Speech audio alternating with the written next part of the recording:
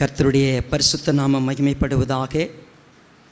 உங்கள் யாவரையும் ஆண்டவராக இயேசு கிறிஸ்துவின் நாமத்தில் நான் அன்போடு இந்த நாளுடைய செய்திக்காக வரவேற்கிறேன். தேவனுடைய ராஜ்யத்துக்குரியவைகள், இதுதான் மே மாதம் ஜூன் மாதத்திற்கான தலைப்பு. தேவனுடைய ராஜ்யம், இந்த பதம் இன்னும் நம்முடைய கிறிஸ்தவ ஜீவியத்தில் சரிவர புரிந்து கொள்ளப்படவில்லை. அது நமக்கு என்னன்னே தெரியல. இன்னும் அன்பு படிச்சிருக்கிறோம், நமக்கு தெரியும், ஆனால் இன்னும் ஆழமாக கற்றுக்கிட்டோம். தேவனுடைய ஆசீர்வாதம், அது நமக்கு நல்லாவே தெரிஞ்ச வார்த்தை. அதை நம்ம இன்னும் டீப்பாக ஜனவரி பிப்ரவரியில் படித்தோம். நம்ம ஒவ்வொரு தலைப்பும் எடுக்கும் பொழுதும் ஒரு சில தலைப்புகள், கருப்பொருட்கள் நமக்கு ஆழமான அர்த்தங்களை படிப்பதற்கு உதவி செய்கிறது. பட் இந்த தலைப்பு, நாம் இந்த வார்த்தையை வாசித்திருக்கிறோம் வேதாகமத்தில். ஆனால் இதனுடைய நோக்கம் என்னதான் அதுக்குள்ளே இருக்குது, நம்ம ட்ரை பண்ணி டீப்பாக மெடிடேட் பண்ணதில்லை. ஸோ அதனால் நான் உங்களுக்கு அழைப்பு கொடுக்குறேன். இந்த 2 மாதம் நம்ம படிக்கக்கூடிய சத்தியங்களை நம்ம ஒரு புத்தகத்திலேருந்து படிக்க போகிறோம். அது அப்போஸ்தலர் நடவடிக்கையிலேருந்து படிக்க போகிறோம். ஸோ அதனால தான் நீங்கள் போன மாதமும் இந்த மாதமும் படிக்கிற புஸ்தகம் எந்த புஸ்தகம்? அப்போஸ்தலர் நடவடிக்கைகள் படிங்கன்னு உங்களுக்கு சொன்னேன். ஸோ இன்றைக்கு தேவனுடைய ராஜ்யத்துக்குரியவைகளை குறித்து நாம் முழுமையாய் ஒரு நாள் அல்ல 2 மாதம் படிக்க போகிறோம். இன்றையிலிருந்து இந்த செய்திகளை கொஞ்சம் கவனமாக கேட்பதற்கு நான் உங்களை அன்போடு கூட அழைக்கிறேன். கண்களை மூடி கர்த்தருடைய சமூகத்தில் கர்த்தருடைய வார்த்தைக்காக நம்மளை தாழ்த்துவோம். பரிசுத்த பிதாவே, எங்களை நேசிக்கிறப்பா, இந்த அற்புதமான ஆசீர்வதிக்கப்பட்ட வேலைக்காய் ஸ்தோத்திரம். கர்த்தர் எங்களோடு கூட பேசுவதற்கு விருப்பமாயிருக்கிறீர். நாங்கள் காத்திருந்து தாழ்மையாயிருந்து உண்மையாய் செவி கொடுத்து பெற்றுக்கொள்ள உதவி செய்யுங்க. ஆவியானவர் முழுமையாய் எங்களை ஆண்டு கொள்ள ஒப்பு கொடுக்கிறோம். இயேசு ராஜாவின் நாமத்தில் எங்களை தாழ்த்துகிறோம் நல்ல பிதாவே, ஆமென். தேவனுடைய ராஜ்யம் அப்படிங்கிற இந்த பதம் முதலாக நம்ம மத்தேயு எழுதின சுவிசேஷத்தில் 4வது அதிகாரத்தில் நாம் முதலாவது வாசிக்கிறோம். அது 13வது வசனத்திலிருந்து 17வது வசனம் வரைக்கும் இருக்கிறது. நாம் சற்று கவனமாய் கவனிப்போம். மத்தேயு 4வது அதிகாரம் 13வது வசனத்திலிருந்து 17வது வசனம் வரைக்கும். நாசரேத்தை விட்டு செபுலோன், நப்தலி என்னும் நாடுகளின் எல்லைகளில் இருக்கும் கடற்கரைக்கு அருகான கப்பர்நகுமிலே வந்து வாசம் பண்ணினார்.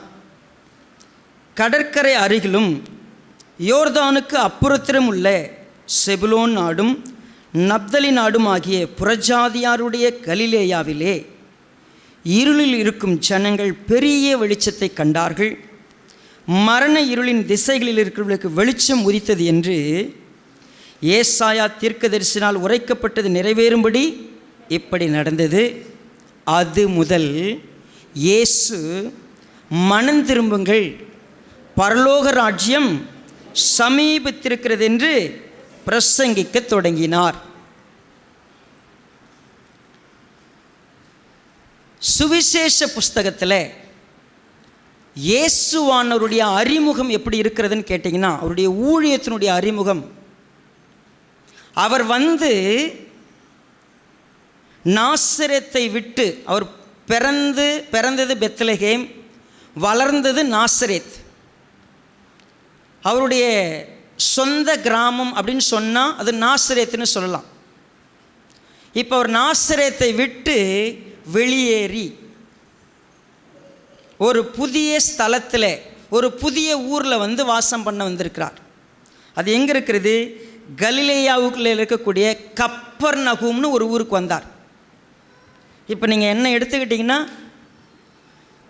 திருவண்ணாமலை மாவட்டத்தில் துறிஞ்சாபுரம் கிராமம் நான் பிறந்து வளர்ந்தேன். அங்கேருந்து இடம் பெயர்ந்து வந்து பெரம்பலூர் மாவட்டம் அயன்பெரையூரில் வந்து தங்கியிருக்கிறேன். இப்போ ஒரு 16 வருஷமாக இங்கே இருக்கிறேன். சரி, ஆண்டவராக இயேசு கிறிஸ்து 30 வயதான பிற்பாடு சொந்த ஊரை விட்டு வந்துட்டார். புதுசாக ஒரு ஊரில் வந்து வாசம் பண்ணார்னு இருக்கிறது. இந்த வாசம் பண்ண அவர் வேறு எதுவும் பண்ணலை. First he came and lived, அங்கே சஞ்சரித்தார், அங்கே வாழ்ந்தார். அப்போ என்ன நடந்துச்சு? மார்க் எழுதின சுவிசேஷம் 1வது அதிகாரம்.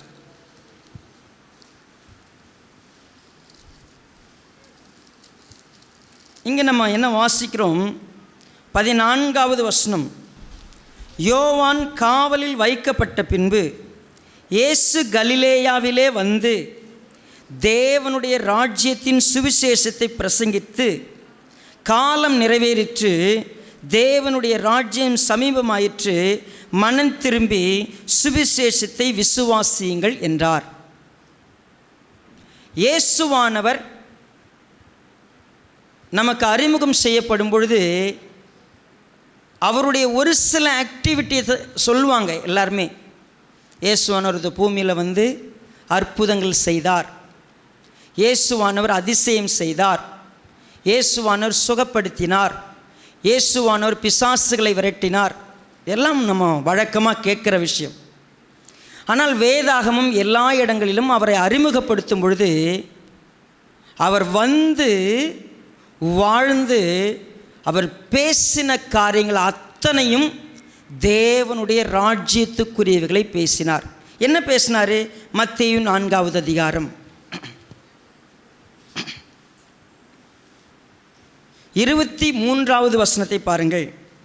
பின்பு இயேசு கலிலேயா எங்கும் சுற்றி நடந்து அவர்களுடைய ஜெப ஆலயங்களில் உபதேசித்து ராஜ்யத்தின் சுவிசேஷத்தை பிரசங்கித்து ஜனங்களுக்கு உண்டாயிருந்த சகல வியாதிகளையும் சகல நோய்களையும் நீக்கி சொஸ்தமாக்கினார்.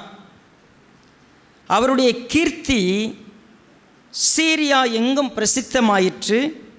அப்பொழுது பலவித வியாதிகளையும் வேதனைகளையும் அடைந்திருந்த சகல பிணியாளிகளையும் பிசாசு பிடித்தவர்களையும் சந்திர ரோகிகளையும் திமிர்வாதக்காரரையும் அவரிடத்தில் கொண்டு வந்தார்கள். அவர்களை சொஸ்தமாக்கினார்.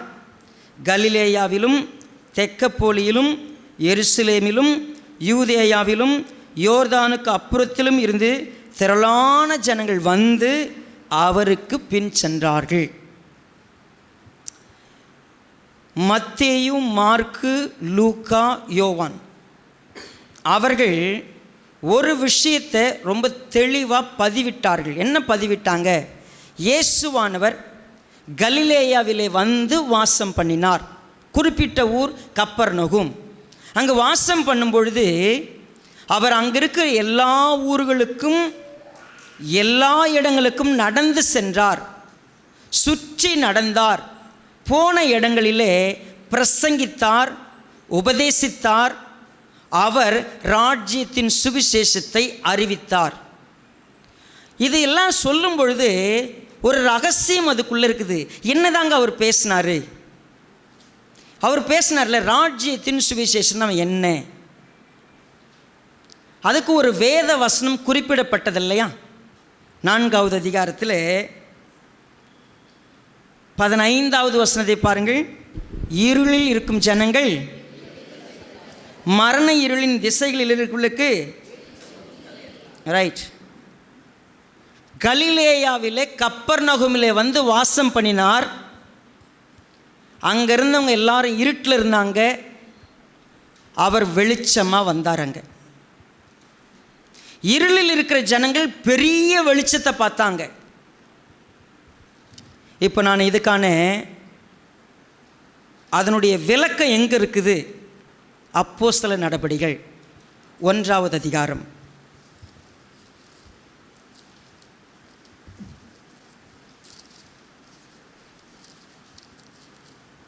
ஒன்றாவது வசனத்திலிருந்து நான் உங்களுக்காக வாசிக்கிறேன், கவனிங்க.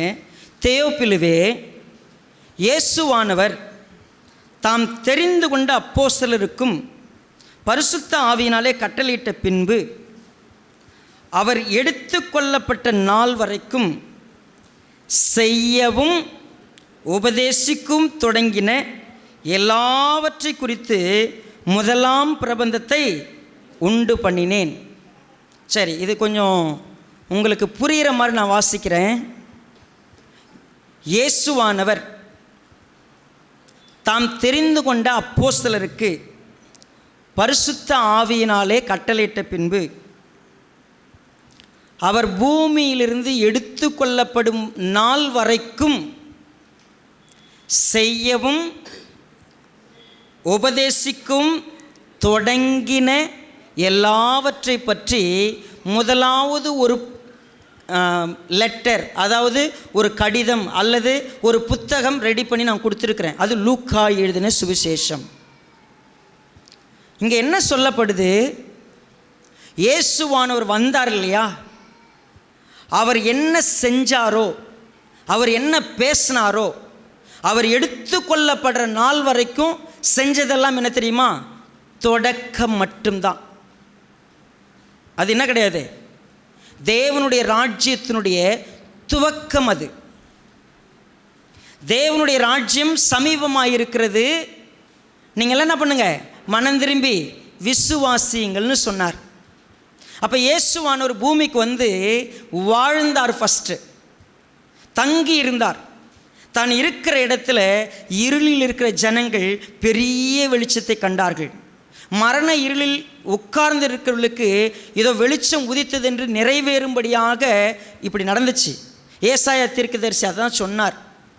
அப்போ இந்த பூமிக்கு வரும்பொழுதே அவர் வெளிச்சமாக வந்தார். தன்னை சுற்றி இருக்கிற மரண இருளிலே உட்கார்ந்திருக்கிறவர்களுக்கு மத்தியில் வெளிச்சமாக வந்தார். மரண இருளுங்கிறது எதை குறிக்கிறது? அவர்களுடைய அறியாமையை குறிக்கிறது, அவருடைய குருட்டாட்டத்தை குறிக்கிறது, அவருடைய பாவத்தை குறிக்கிறது.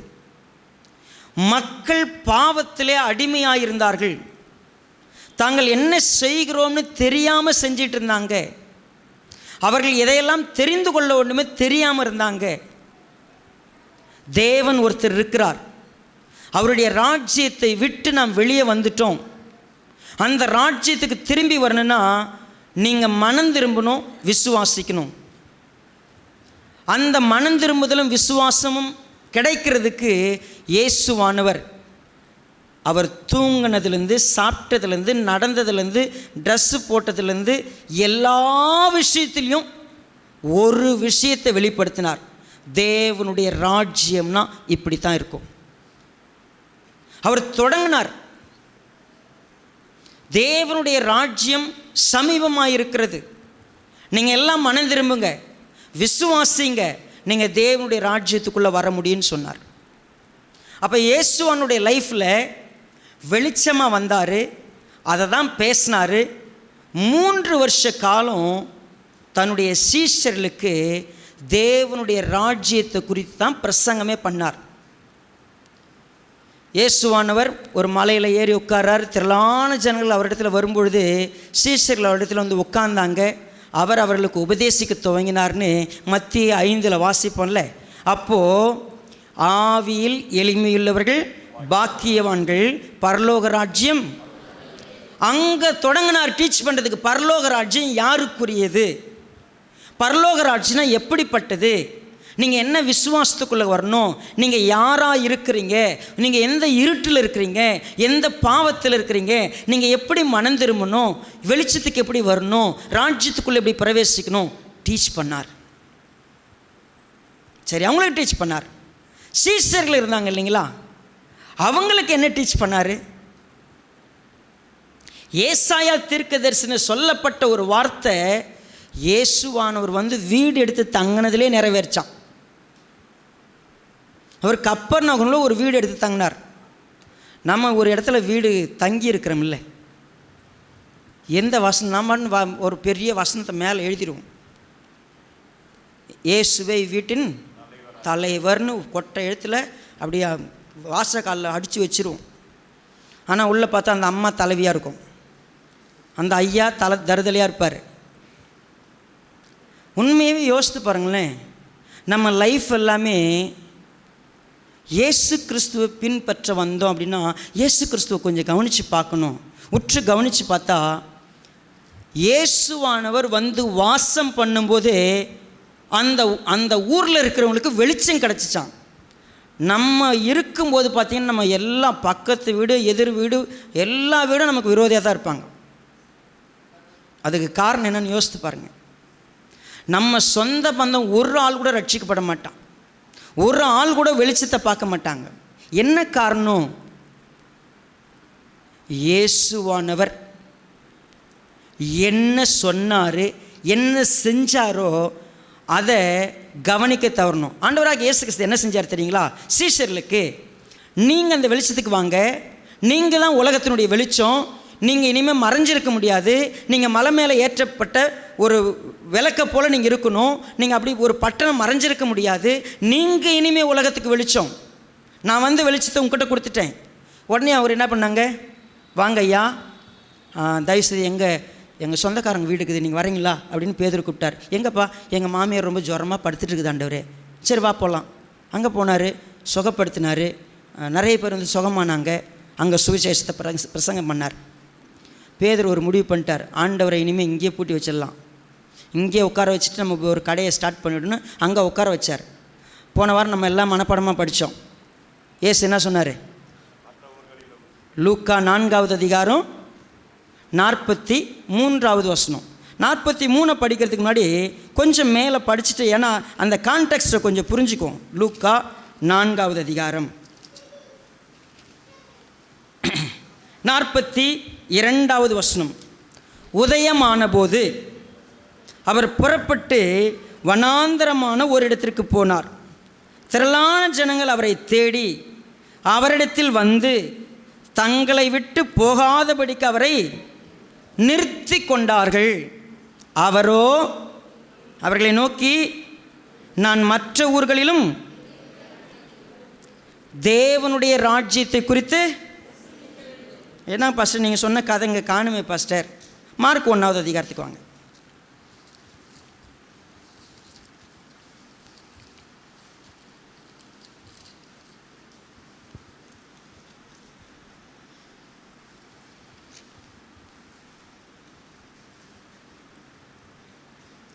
இங்கே 29வது வசனம். உடனே அவர்கள் ஜெபாலயத்தை விட்டு புறப்பட்டு யாக்கோபோடும் யோவானோடும் கூட சீமோன் அந்திரேயா எங்களுடைய வீட்டிலே பிரவேசித்தார்கள். அங்கே ஓகே, அங்கே வியாதியாக இருந்தாங்க. சரி, அங்கே சுகப்படுத்திட்டார். 33 பட்டணத்தார் எல்லாரும் வீட்டு வாசலுக்கு முன்பாக, சரி, குறிப்பாக 35 அவர் அதிகாலையில் இருட்டோடு எழுந்து புறப்பட்டு வனாந்தரமான ஒரு இடத்திற்கு போய் சீமோனும் அவனோடு இருந்தவர்களும் அவரை பின்தொடர்ந்து போய் அவர்களை கண்டபோது எல்லாரும் தேடுறாங்க.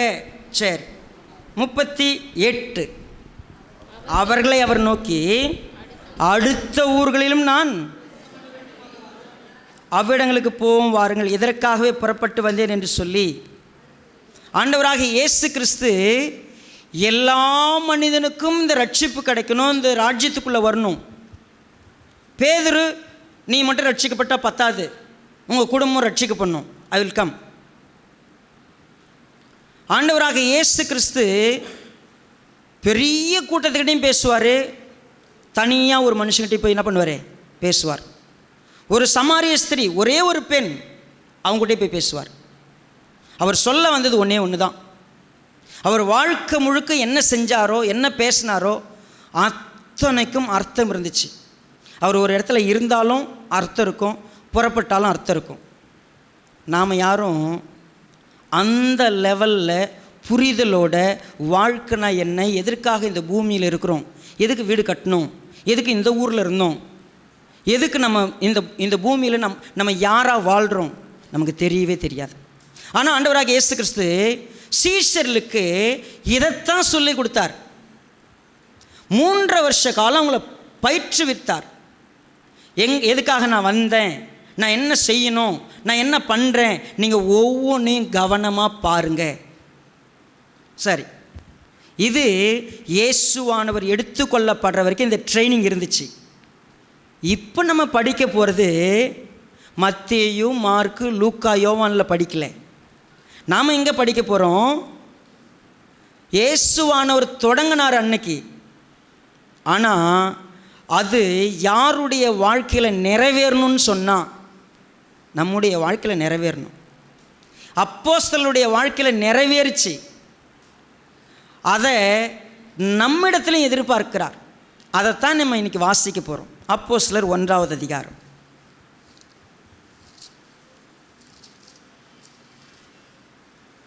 இப்போ நம்ம முதல் 2 வசனத்தை வாசிக்கும் பொழுது ஒரு விஷயம் தெளிவாக இருக்கிறது.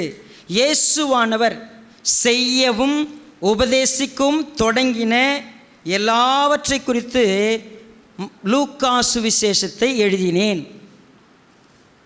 அவர் பாடுபட்ட பின்பு 40 நாளளவும் அப்போஸ்தலருக்கு தரிசனமாகி தேவனுடைய ராஜ்யத்துக்குரியவைகளை அவர்களுடனே பேசி. இப்போ நீங்கள் கவனிங்க, இயேசுவானவர் பாடுபட்டு மரித்து அடக்கம் பண்ணப்பட்டு உயிரோடு எழுந்துட்டார். திரும்பி வந்து சீஷர்கள் கூட என்னத்தை பற்றி பேசினாராம்? சத்தமாக சொல்லுங்கள். நாம் தான் என்ன பேசியிருப்போம்? திரும்பி வந்தோடனே என்னென்ன பாடலாம் பட்டுன்னு பேசியிருப்போம். சாவரப்போ எப்படி ஃபீல் பண்ணுன்னு பேசியிருப்போம். செத்து 3 நாள் எங்கே இருந்தேன்னு என்ன பண்ணியிருப்போம், அதை பற்றி பேசியிருப்போம். உங்களுக்கு தெரியுதுங்களா? வாழ்க்கை முழுக்க நம்ம என்னெல்லாம் பேசுகிறோம். நம்ம பாருங்கள், பேசலாம் இந்தியர்கள் செத்துருவாங்க. நம்ம பேசிக்கிட்டே இருக்கிறோம். ஆனால் 40 நாள் அவர் பேசினார். எதை பற்றி பேசினார்? தேவனுடைய ராஜ்யத்துக்குரியவைகளை மட்டும்தான் பேசினார் அவங்கக்கிட்ட. ஏன்? தேவனுடைய ராஜ்யம் சமீபமாக இருக்கிறது பிரசங்கிக்க தொடங்கினார். அவர் வாழ்ந்து காமிச்சார். அவர் போல பேசுறதுக்கு யாரும் இல்லை, அவர் போல நடக்கிறதுக்கு கால்கள் இல்லை அப்படின்னு நம்ம பாட்டு பாடுறோமே, அதே போல் அவர் மட்டும்தான் அப்படி பண்ணார். அடுத்தது யார் பண்ணா? அவருடைய எண்ணம் எல்லாம் என்ன? சீஷர்கள் நான் எதை தொடங்கணும்னோ அதை அவங்க செய்யணும். என்ன இதுவரைக்கும் நான் உபதேசம் பண்ணேன், என்ன வாழ்ந்து காமிச்சிருக்கிறேன்? உங்ககிட்ட ஒரு கேள்வி வைக்கப்படுகிறது. ஒரு 15-16 வருஷம் நீங்கள் ராஜ்யத்துக்குரிய உபதேசங்களை கேட்டிருக்கிறீங்க.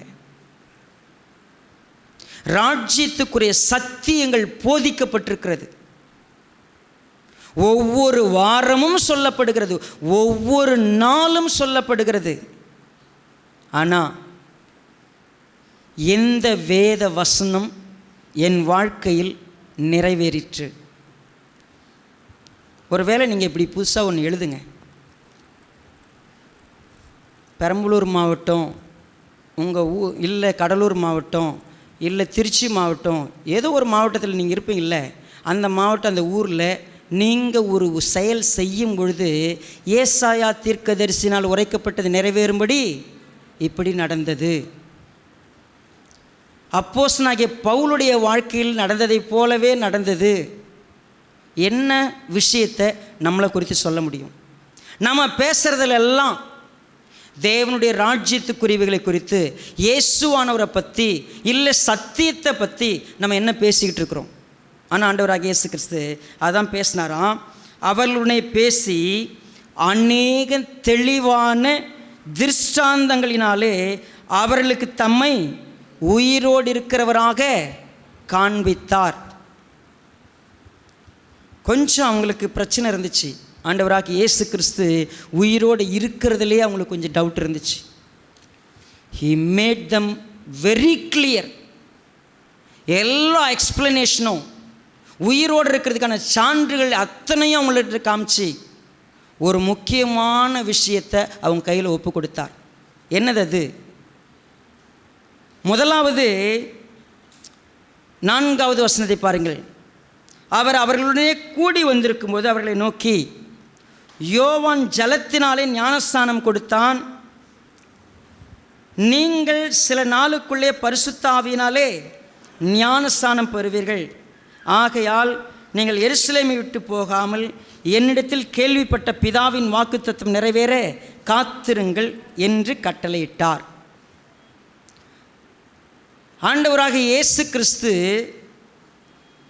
தாம் தெரிந்து கொண்ட 12 அப்போஸ்தலர்களுக்கும் பரிசுத்த ஆவியினாலே கட்டளையிட்ட பின்பு, நீங்கள் மத்திய சுவிசேஷத்தில் அந்த கட்டளையை கடைசி அதிகாரத்தில் வாசிக்க முடியும். அவர் கட்டளையிட்டார், நீங்கள் புறப்பட்டு போய் சகல ஜாதிகளையும் சீஷராக்கி ஞானஸ்நானம் கொடுங்கன்னு சொன்னார்ல. அப்போது நீங்கள் புறப்பட்டு போங்க, ஒரு விஷயத்தை போய் செய்யணும். நீங்கள் உபதேசம் பண்ணணும், நீங்கள் உபதேசிக்கணும். என்ன உபதேசிக்கணும்? என்னிடத்தில் பார்த்தவைகள், என்னிடத்தில் கேட்டவைகள், நான் உங்களுக்கு கற்றுக் கொடுத்தவைகள், உண்மையான ராஜ்யம்னா என்னன்னு சொல்லி கொடுக்குற விஷயங்கள். பாஸ்டர் 3 வருஷம் நாங்கள் கூட இருக்கிறோம், ஏன் 15 வருஷம் உட்காந்துருக்குறோம், இன்னும் நீங்கள் என்ன தான் போதிக்கிறீன்னு கூட எனக்கு புரியல. நீங்கள் என்ன மைய கருத்தில் இந்த சபையை வழிநடத்த பார்க்குறீங்க எங்களுக்கு இன்னும் தெரில. வாரம் வருவோம், தினமும் இன்றைய சிந்தனை வாசிப்போம், பைபிள் ஸ்டடி கேட்போம், ப்ரேயர் மீட்டிங் கேட்போம், பட் ஸ்டில் எங்களுக்கு எதுவுமே தெரில. நாங்கள் சும்மா வருவோம், வந்து உட்காருவோம், ஒரு செய்தி தானே கேட்போம். ஆண்டவராக இயேசு கிறிஸ்துவின் நோக்கம் அது இல்லை. சேஷியில் கூப்பிட்டு உட்கார வச்சு, நான் தேவனுடைய ராஜ்யத்தை ஸ்தாபிக்கிறதுக்கு வந்தேன், தேவனுடைய ராஜ்யத்தை குறித்து நான் பேச ஆரம்பிச்சிட்டேன், ஆனால் அதை நிறைவேற்ற வேண்டிய வேலை உங்கள் வேலை. இந்த பூமியில் மரண இருளில் மக்கள் உட்கார்ந்துருக்கிறாங்க. உண்மையாகவே பாவத்தின் அடிமைத்தனத்தில் மக்கள் உட்கார்ந்துருக்கிறாங்க. அவங்களுக்கு வழி தெரியாது. அவங்களுக்கு ஒரு வெளிச்சம் இந்த உலகத்துக்கு தேவை. அவங்களுக்கு வெளிச்சம் கொடுக்கப்படணும். அதுக்கு நீங்கள் வேணும். நீங்கள் ஒரு கட்டளையை பெறுவதற்கு முன்னாடி உங்களுக்கு நான் சொல்கிறேன், உங்கள் லைஃப்பில் பரிசுத்த ஆவியானவர்னு ஒருத்தர் வருவார். பரிசுத்த ஆவியானவர் உங்களுக்கு கொடுக்கப்படுவார். அவர் வந்த பிற்பாடு நீங்கள் செய்ய வேண்டியதெல்லாம் தேவனுடைய ராஜ்யத்துக்குரியவைகளை மட்டுமே செய்ய வேண்டும். நீங்கள் ரட்சிக்கப்படுறீங்கன்னா உங்களுக்கு பரிசுத்த ஆவியானவர் கொடுக்கப்படுறார். இயேசுவை சொந்த ரட்சகராக ஏற்றுக்கிட்ட அவ்வளவு பேருக்கும் பரிசுத்த ஆவியானவர் கொடுக்கப்படுறார். ஆனால் இந்த சத்தியத்தை கொஞ்சம் நிறைய அதை பிரிவுகளில் இருக்கிறவங்க என்ன செய்கிறாங்க, தப்பாக எடுத்துக்கிறாங்க. பரிசுத்த ஆவியானவர்னா தனியாக உட்காந்து காத்திருக்கணும், காத்திருப்பு கூட்டம்னு ஒன்று வைக்கிறாங்க. என்ன காத்திருந்தால் யார் வருவா? பைபிளில் வசனம் சொல்லுதுங்க அப்படின்னு சொல்கிறாங்க.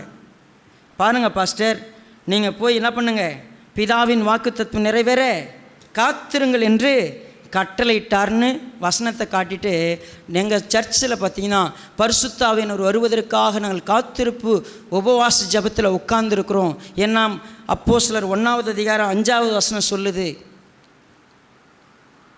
வசனத்தை நான் சரியாக படிக்கிறது இல்லைல்ல. இப்போ ஃபஸ்ட்லேருந்து படித்தா என்ன படிக்கலாம்? 5வது வசனத்தை, ஆகையால் நீங்கள் அப்போ காத்திருக்கணும். எங்கே தான் போய் காத்திருக்கணும்? எருசலேமில் தான் போய் உட்காந்துருக்கணும். எருசலேமில் விட்டு போகாமல் சீஷர்களுக்கு என்ன சொன்னார்? சீஷர்கள் நீங்கள் போகாதீங்க, பரிசுத்த ஆவியானவர் கொடுக்கப்படுவார். சரி, எருசலேமில் மட்டும்தான் கொடுக்கப்பட்டாரா? அதை தொடர்ந்து அப்போஸ்தலர் நடவடிக்கைகள் புஸ்தகங்களை படிக்க ஆரம்பித்தா எங்கே இருந்தாங்களோ அங்கவே அவங்களுக்கு கொடுக்கப்பட்டார். எப்போ ரட்சிக்கப்பட்டாங்களோ அப்போவே பரிசுத்த ஆவியானவர் கொடுக்கப்பட்டார். That's evidence. அப்போது விசுவாச சபைக்குள்ளே வந்திருக்கிற நீங்கள் ரட்சிக்கப்பட்டுட்டீங்கன்னா உங்களுக்கு பரிசுத்த ஆவியானவர் கொடுக்கப்படுவார். உங்ககிட்ட கர்த்தர் அவருடைய ராஜ்யத்துக்குரியவர்களை பேசுகிறார். ராஜ்யத்துக்குரியது எது? இயேசுவானவர் வாழ்ந்ததும் இயேசுவானவர் உபதேசித்ததுமான சத்தியங்களை ஆராய்ஞ்சு பார்த்தா ஒரு விஷயம் தெரியுது. நாம் பாவத்திலிருந்து விடுபடுகிற ஒரு வாழ்க்கை. ரெண்டாவது, நான் குருட்டாட்டத்திலிருந்து விடுபடுகிறேன், சுய சித்தத்திலிருந்து விடுபடுகிறேன். என்னுடைய எல்லா இஷ்டத்தையும் நான் தூக்கி தூர வச்சுட்டு தேவன் என்ன விரும்புகிறாரோ, தேவன் என்ன சித்தம் கொண்டிருக்கிறாரோ அதை நான் செய்வது. என் சித்தம் முழுமையாய் அழிந்துவிடும், தேவனுடைய சித்தத்தை மட்டும் செய்வேன். அவருடைய ராஜ்யத்தில் இருப்பதென்றால் என்ன? நான் முன்னாடி பாவம் என்ன சொல்லுதோ அதை செய்வேன், இந்த மாம்சம் என்ன சொல்லுதோ செய்வேன், பிசாசு என்ன சொல்லுவானோ செய்வேன், உலகம் என்ன சொல்லுதோ செய்வேன். நான் ஒரு சில வாலிப தம்பிக்கிட்ட பேசும்போது ஒரு தம்பி கேட்டாப்புல, நம்மை சுற்றி இருக்கிறவங்க நாம் ஒன்று செய்கிறோம்னா அவங்க எதனா நினச்சிப்பாங்கல்ல, அவங்க நினைக்கிறது தப்பாக நினச்சிடக்கூடாதுன்றதுக்காகவே நான் வாழ்க்கையில் இதெல்லாம் இப்படி செய்யணும். ஏன்னா என்னை பற்றி அவங்க தப்பாக நினச்சிடக்கூடாது, அவங்க என் மேலே வருத்தம் வச்சிடக்கூடாது. அதுக்காக நான் என்ன செய்வேன், நான் கொஞ்சம் இப்படி மாற்றி நடப்பேன். ஆனால் பைபிள் சொல்லுதுங்க, நீங்கள் உலகத்துக்கு ஒத்த வேஷம் போடக்கூடாது. உலகம் ஒரு மாதிரி எதிர்பார்க்க உங்களை, நீங்கள் அவங்க எதிர்பார்க்குற மாதிரி இல்லைன்னா உங்களை தப்பாக தான் நினைக்கும். உலகம் உங்களை பார்க்குறதுக்கு அவங்க எதிர்பார்க்குற மாதிரி நீங்கள் நடக்கலைன்னா நிச்சயம் உங்கள் மேலே வருத்தப்படுவாங்க. சண்டே காலைல 11 மணிக்கு திரட்டி வச்சு ஆளெல்லாம் திரட்டுறாங்க, சரிங்களா? நீங்கள் அங்கே போகலன்னா அவங்க என்ன நினைப்பாங்க, உங்களை பற்றி தப்பாக தான் நினைப்பாங்க, சரிங்களா? நீங்கள் தேவனுடைய ராஜ்யத்தில் இருக்கணும்னா நீங்கள் தேவனோடு இணைஞ்சிருக்கணும், உலகத்தோடு இணைய முடியாது. உலகம் உங்களை பற்றி தப்பாக தான் நினைக்கும். என் விருப்பத்தை செய்ய முடியாது, உலக விருப்பத்தை செய்ய முடியாது, இன்னொருத்த விருப்பத்தை செய்ய முடியாது. யாருடைய விருப்பத்தை நான் செஞ்சுக்கிட்டு இருப்பேன்? தேவனுடைய ராஜ்யத்துக்குள்ளே பிரவேசித்த மனுஷன் பாவத்தை விட்டுருப்பான், யாருடைய விருப்பத்தை செஞ்சுக்கிட்டு இருப்பான்? ஆமாம், நீங்கள் யோசித்து பாருங்களேன். தேவனுடைய விருப்பம் என்ன?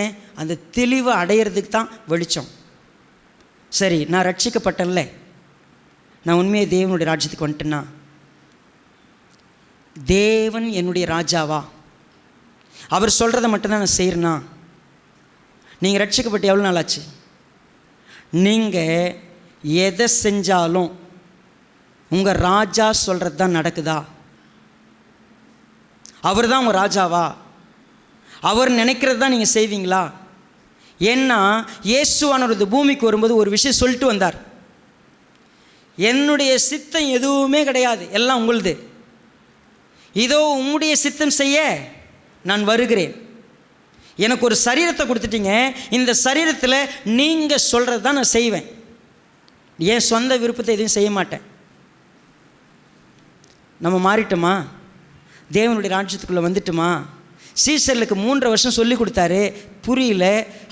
அவர் சிலுவைக்கு போன உடனே விட்டு கடாச்சிட்டு கிளம்பிட்டாங்கல்லாம். உயிரோடு எழுந்த பிறகு கூட இன்னும் உறுதியாக அவங்களால நம்ப முடியல. ஆனால் இயேசுவானவர் சொன்னார், பரிசுத்த ஆவியானவர் உங்களுக்கு கொடுக்கப்பட்ட பின்பு நீங்கள் என்ன பண்ணுங்கள், போய் எனக்காக பரிசுத்த ஆவி உங்களிடத்தில் வரும், அப்பொழுது நீங்கள் பலன் அடைந்து முதல்ல எனக்கு சாட்சியார். எங்கெங்கெல்லாம்? எருசலேம், யூதேயா, சமாரியா, உலகம் முழுக்க. இது என்னென்ன? எருசலேம் சொந்த வீடு, யூதேயா சொந்த ஊர், சமாரியா பக்கத்து ஊர், உலகம் எங்கும். நீங்கள் இது வரைக்கும் பரிசுத்த ஆவியினரை பெற்று என்ன சாட்சி? தயவுசெய்து பரிசுத்த ஆவியினர் என்கிட்ட இருக்கிறாருன்னு வெள்ளை ட்ரெஸ் போட்டு அப்படியே கையை தட்டி ஆர்ப்பாட்டம் பண்ணி ஆன்னு பண்ணுறதுனால என்கிட்ட பரிசுத்த ஆவியினர் காட்டினீங்கன்னா இங்கே நீங்கள் ஊரை ஏமாத்துறீங்க. சாட்சியே இல்லை. பரிசுத்த ஆவியானவர் உங்ககிட்ட இருக்கிறாருங்கிறதுக்கு ஒரே ஒரு அடையாளம் உங்கள் கனி, உங்கள் சாட்சி. நீங்கள் பேசுகிற அந்நிய பாஷை இல்லை. அந்நிய பாஷை தேவைப்பட்ட காலத்தில் தேவன் வச்சிருந்தார், அதுக்கு இப்போ அவசியமே இல்லை. நான் கொட்டுப்பட்டு நீ கோசானி அப்பா, நீங்கள் பவுலேத்துறேன், நான் புஜாரத்தேன் என்று அப்படிலாம் பேச ஆரம்பிச்சுன்னா உங்களுக்கு எதனா புரியுமா? எதுவுமே புரியாது. இப்போ நான் அந்நிய பாஷையில் தான் பேசினேன். இந்த பாஷையை இந்த ஊரில் இருக்கிற எந்த அந்நிய பாஷைக்காரரும் பேச முடியாது. நான் திரும்ப அதே வார்த்தையை சொல்ல முடியும். கொட்டு படுத்தானி கோசானி அப்பா, நீங்கள் காடடு நன்னின், நீங்கள் பௌலத்திரேன் நின் பாக்கு கேசேத்து நோடா எக்குனிக்கு பாப்பி மல்லேன்னா. திரும்ப சொல்லட்டுமா? நான் சொன்ன வார்த்தையை திரும்பி சொல்கிறதுக்கு அது மொழி. நின் பாக்கு கேசேத்து நோடா, என்னுடைய பரிசுத்த ரத்தத்தினால என் பாவத்தை கழுவி இருக்கிறீங்க. எக்குனிக்கு பாப்பி மல்லேன், நான் பாவியான மனுஷன். கொட்டுப்படுத்தானே கோசானி அப்பா, சர்வ வல்லமுள்ள தேவனே.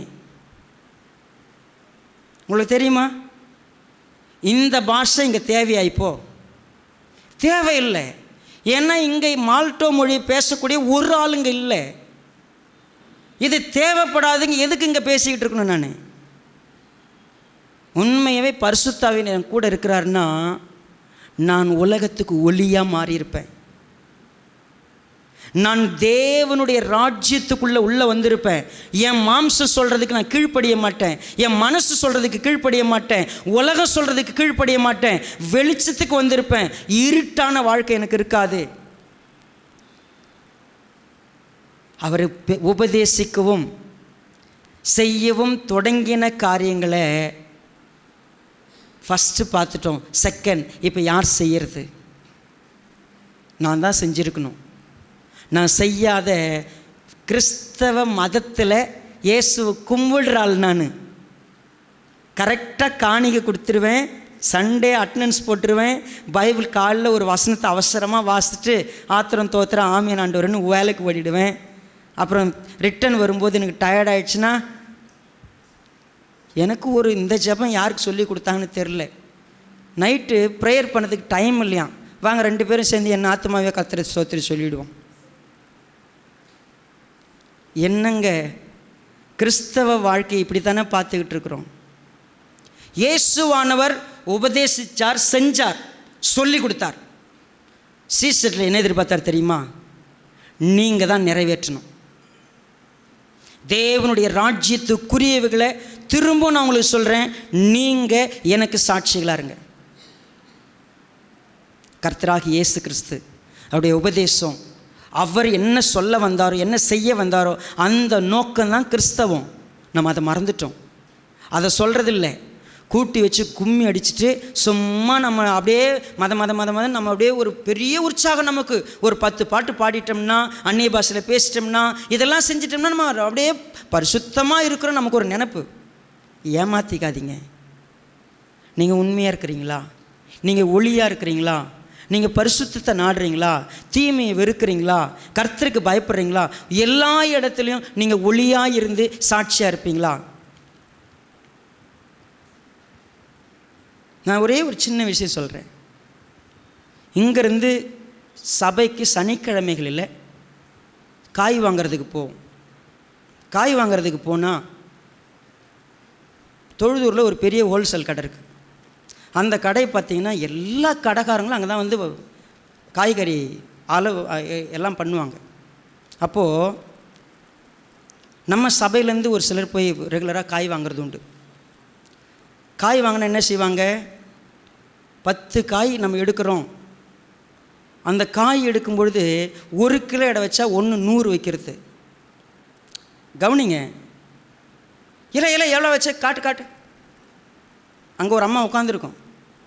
அது எல்லாரையும் பார்த்து எல்லாரையும் கேட்டுன்னு இருக்கோம். நான் போய் எடுக்க போகணுன்னு வச்சுங்களேன், நீங்கள் எடுத்துகிட்டு மொத்தமாக சொல்லுங்கள். ஏன்? நீங்கள் எடுத்த கரெக்டாக எடுப்பீங்க. நீங்கள் ஏமாற்ற மாட்டீங்க. நீங்கள் பொய் சொல்ல மாட்டீங்க. ஏன்னா அவங்களே தப்பாக பண்ணிட்டாலும் நீங்கள் என்ன இவ்வளோ காசு கம்மியாக கணக்கு பண்ணிக்கிறீங்கன்னு திருப்பி போய் அந்த காசை கொடுத்துட்டு வருவோம்.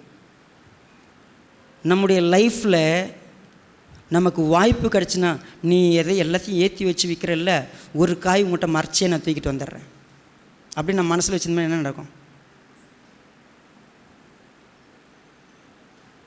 நான் ஒரு நாள் போய் இது ஏன் இதை ஷேர் பண்ணுறேன்னா, பாஸ்டர் இந்த ஒரு காய் வாங்கிறதுக்கு ஒரு ஆள் அனுப்புகிறீங்களே, அவர் தயவுசெய்து கடைக்கு அனுப்பாதீங்க. அந்த ஆள் திருட்டாள். கேரட் எடுக்கணும்னு 3 கேரக்டர் அங்கேயே தின்னுறாங்க. கேரட்டை எடை போடுறதுக்குள்ள எத்தனை கேரட்டை தின்னுறான்? 3 கேரட்டை தின்னுறான். இவெல்லாம் கிறிஸ்தவன்னு சொல்கிறீங்க, போங்க பாஸ்டர், நல்ல புத்தி சொல்லிக் கொடுங்க பாஸ்டருக்கு. புரியுதுங்களா உங்களுக்கு? நீங்கள் வாசம் பண்ணுற இடத்துல நீங்கள் யாருன்னு காட்டுறதுக்கு தான் அழைக்கப்பட்டீங்க. நீங்கள் பேசுகிறதும் செய்கிறதும் தேவனுடைய ராஜ்யத்துக்குள்ளே நான் இருக்கிறேன், அதுக்கு தான் நம்ம அழைக்கப்பட்டோம். எங்கே இருக்குது நம்மக்கிட்ட? நாம் தான் நிறைவேற்றணும். சரி, அப்போஸ்தலர்லாம் இப்படிலாம் நிறைவேற்றினாங்க, அவங்க எப்படி ஃபர்தராக அதை செயல்படுத்தினாங்க, அவங்க எப்படி ஃபோக்கஸ் பண்ணாங்க, எப்படி இன்றைக்கி இருக்க சர்ச்செலாம் மறந்துருச்சு. 2 மாதம் படிக்க போகிறோம். ஆனால் ஒன்று, தேவனுடைய ராஜ்யங்கிறது எவ்வளோ முக்கியம், அதை நாம் எப்படி பார்க்க போகிறோம். நம்ம லைஃப்பில் நம்ம தேவ ராஜ்யத்துக்குள்ளே எப்படி உள்ளே வரப்போகிறோம். தேவன் ஆளுகை செய்கிற பிள்ளைகளாக நம்ம எப்படி ஒப்பு கொடுக்க போகிறோம். இன்றைக்கி சிந்திக்கலாம். கர்த்தத்தில் நம்ம ஒப்பு கொடுப்போம்.